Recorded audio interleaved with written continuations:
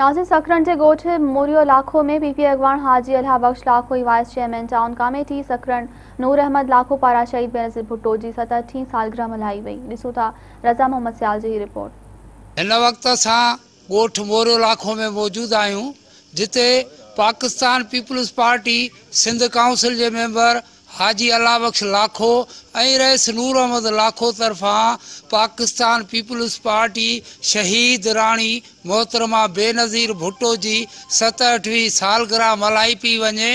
ही वो ॻोठ आहे, ही वो शख्स आहे हाजी अल्लाह बख्श लाखो जेको मोहतरमा बेनज़ीर भुट्टो सां घणो वक्त गॾु रहियो आहे।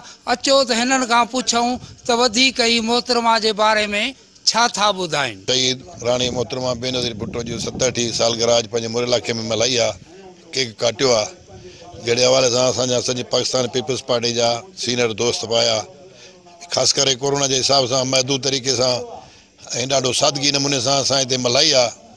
ख़ासि करे मोहतरमा जे बारे में तव्हांखे छा ॿुधायां त मोहतरमा जा ख़ासि करे पाकिस्तान पीपल्स पार्टी के वर्करनि ते, पाकिस्तान पीपल्स पार्टी के पाकिस्तान के अवाम ते, पर दुनिया के अवाम ते उनजा हिकिड़ा एहसान जो शहीद राणी मोहतरमा बेनज़ीर भुट्टो की 67वीं सालगिरह मल्हाए रहिया आहियूं।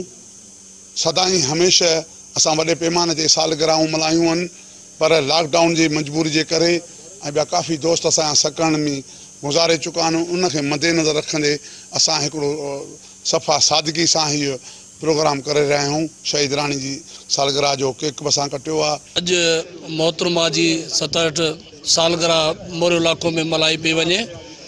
मोहतरमा के बारे में छा छा ॿुधाइजे। मोहतरमा जेॾो त उन मोहतरमा जो जहिड़ो नालो हो बेनज़ीर, तहिड़ी पाण हुई बेनज़ीर।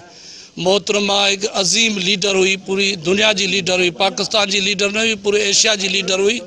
अड़ा लीडर क़िस्मत ही पैदा थींदा आहिनि।